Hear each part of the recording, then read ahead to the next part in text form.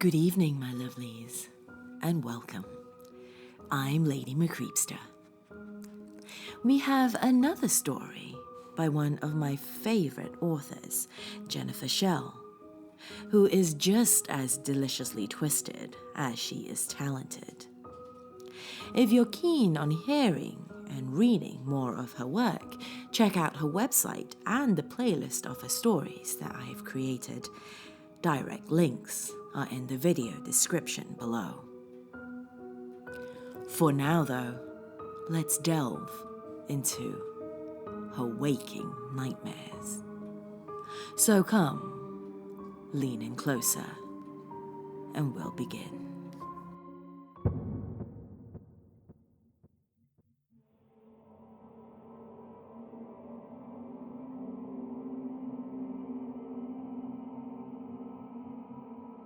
I was having a miserable day.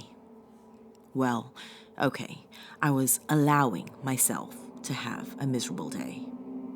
I sat at my desk, watching the seconds tick off on the digital atomic wall clock, which also told me the date, the day of the week, and the temperature. Ugh, the temperature. My super fancy clock said it was 72.9 degrees Fahrenheit, which might be true inside my office.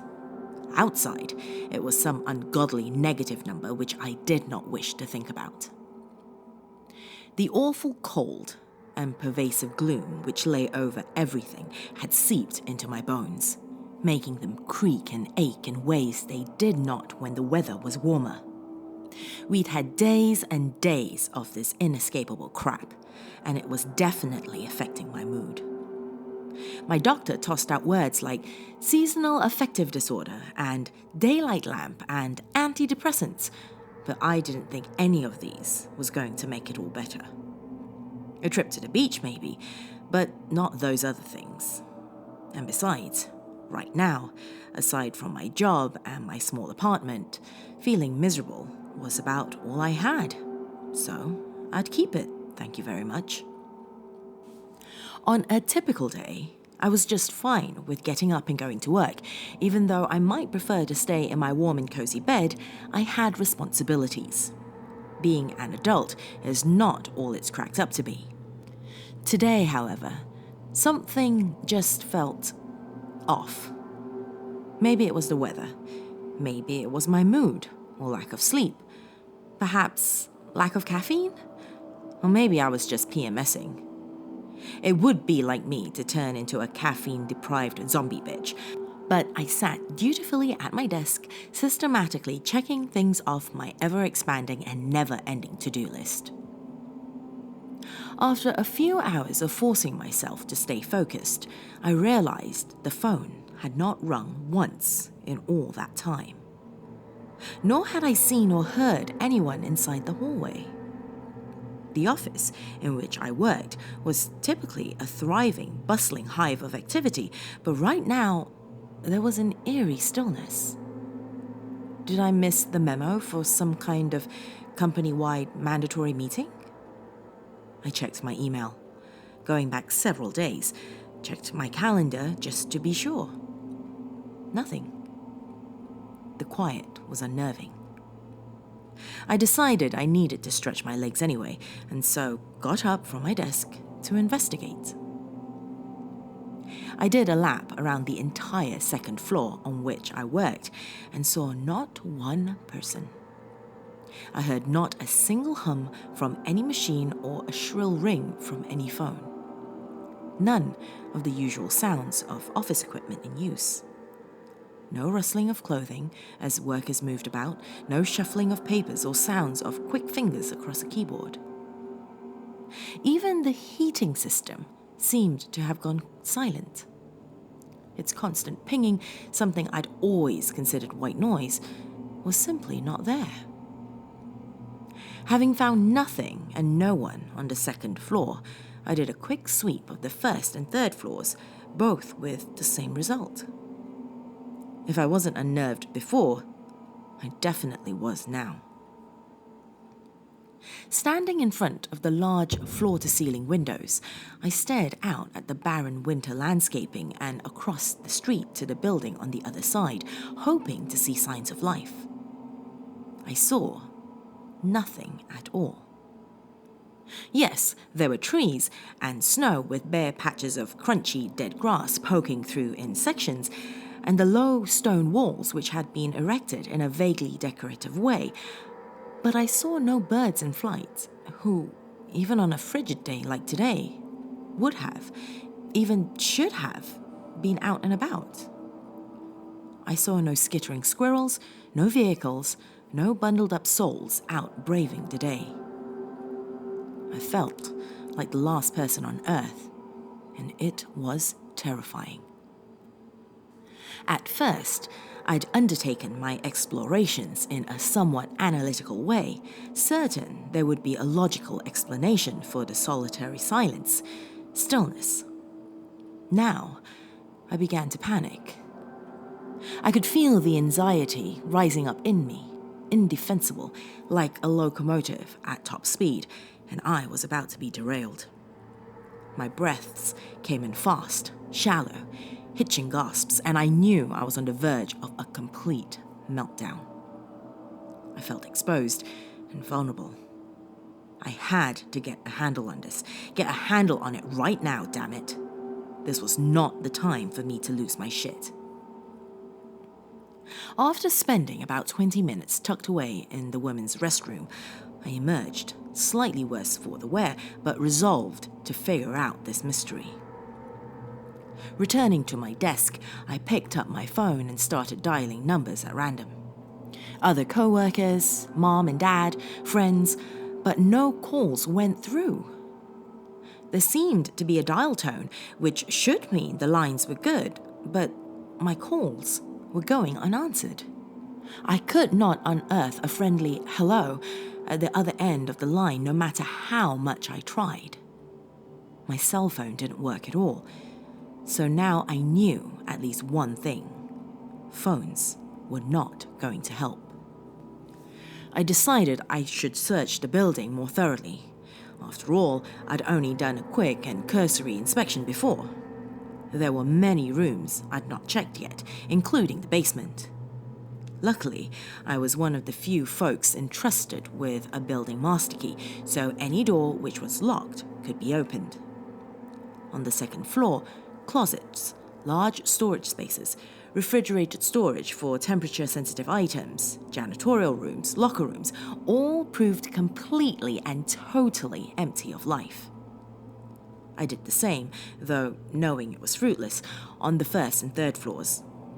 I even went up to the roof, which I'd never done before because I wasn't supposed to, and I was a rule follower if nothing else, only to be blasted by Arctic air the second I opened the portal to the roof. Without a coat, I made a hasty inspection of the roof, but I was pretty certain nothing and no one would be hiding out among the rooftop HVAC equipment. It was just too damned cold. My office felt like home base, so after searching as far as I could search within my building, I returned there to sit at my desk and think. About an hour and a half had passed between the time I noticed the void of sound and people, through the time I'd spent searching the building, to now, when I finally sat back down. I felt both mentally and physically exhausted and thoroughly confused. I didn't want to ask the one question I knew I should ask, which was, what happened? And the secondary and tertiary questions of where did everyone go and why was I the only one left? I knew I wouldn't like any of the answers, but I was stuck. Stuck in both mind and body. My mind absolutely refused to believe this was real, and my body absolutely refused to move. And I absolutely did not want to search the one final place to which I had not yet ventured, the basement. I'd been in the basement, and often, but I'd never been afraid of it before. It was a gigantic, open, brightly lit room used mostly for file storage. Along one wall, there were small gated and padlocked rooms made of metal grating which contained unused or broken equipment. Old computers, outdated fax machines, an ancient switchboard, and one which was used for cardboard recycling. In the stacks, banker boxes full of company historical files reigned supreme. Old and closed account files kept for records retention purposes as well as active accounts. There was an area for office supplies and even a small library. The Gregg reference manual was in stock, one shelf containing about a dozen red-bound copies. Everyone had been down in the basement at one time or another, and no one had ever gotten lost. The poured concrete walls were painted a stark white, adding to the bright lights, which, though the room was many feet underground and there were no windows, felt open and spacious and non-threatening. But now, as I descended the long stairs, I could not make myself use the elevator even if it was still working. I felt a growing sense of dread, as if I was walking with determined purpose towards my own demise. Panic started to rise again, and I allowed myself a brief time out on the stairs to calm down. Even through the dread, I managed to convince myself I'd find nothing but the large and bright room I'd always found whenever I'd been down there in the past. Long minutes went by as I wrestled my heart rate and my breathing into submission, but at last I began my descent again and stepped out of the stairwell into the bright, cavernous room. The room was exactly as I expected it to be, and yet I could not shake this overwhelming feeling of being watched.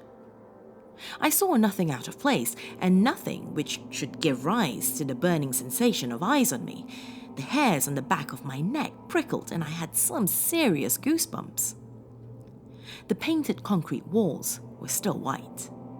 The lights overhead still shone in their bright white-blue way. The stacks were still the solid grey of industrial and well-constructed metal. The cardboard record boxes were exactly right. All office supplies in place. It wasn't until I reached the library area at the far end of the gigantic room that I observed movement out of the corner of my eye. At first, I couldn't understand what I was seeing and thought maybe it was a trick of shadows and light. But the longer I stared, the more frightened I became. The white concrete wall to my left was undulating, rolling, rippling, surging, heaving, and swelling as if something inside was trying to emerge. And there I stood stupidly amongst the stacks of the basement library, transfixed, staring at the wall. It was like a train wreck or a horrible car accident on the interstate. You didn't want to look, but you couldn't look away. Horrifying and fascinating at the same time. I heard myself utter vaguely, "What in the world?" Almost as soon as those words left my lips, the surging stopped, and, as if by magic, something unfolded itself, the only term which seemed appropriate, from the wall. This thing, whatever it was, seemed to be made of the same white concrete as the wall itself. Once it had separated itself from the wall and stood at full height, I was struck dumb, mouth hanging open like an idiot. Even my banging heart, throbbing in my neck, wasn't enough to unstick me from the spot where I'd become rooted. It was over 8 feet tall, if I had to guess, and had an absurdly thin body.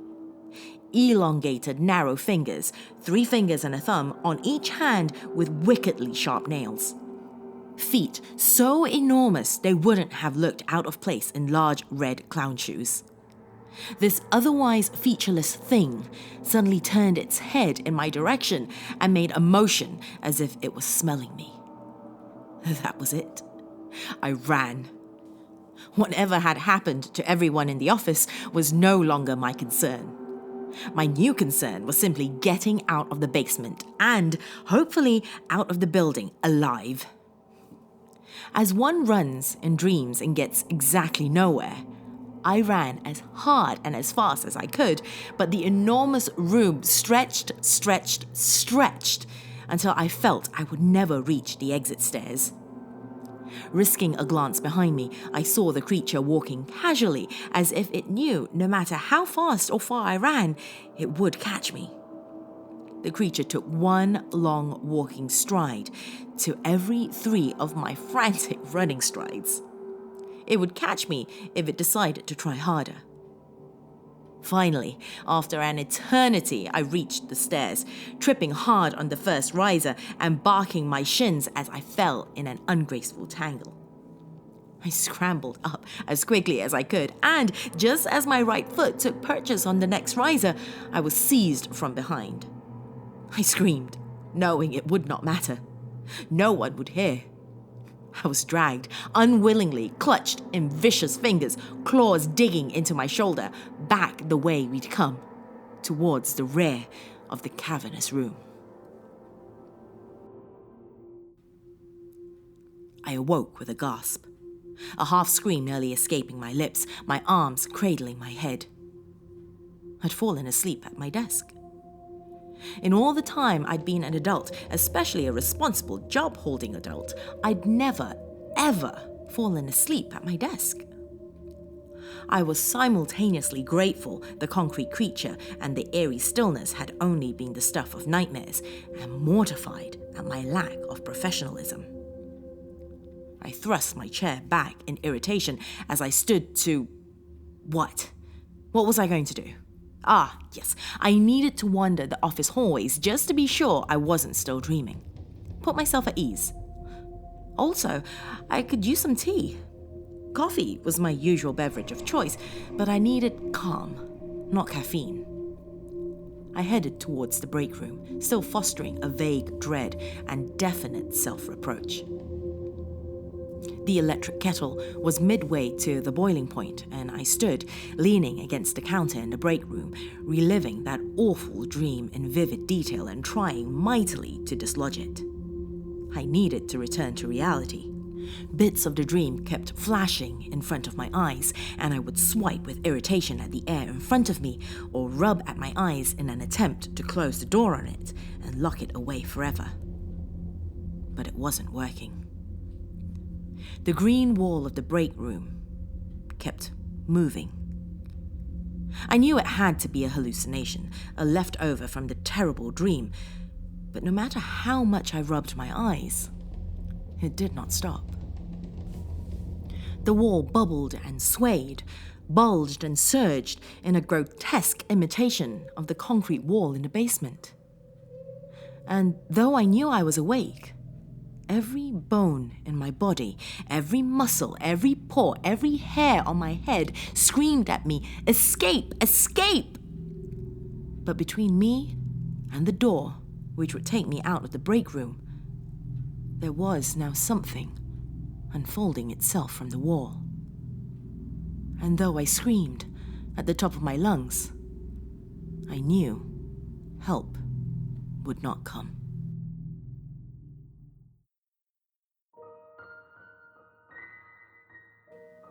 If you're new to the channel, remember to subscribe for more tales of horror and to click on that bell icon to be the first to know when new stories are being published. Till next time, my lovelies, sweet dreams.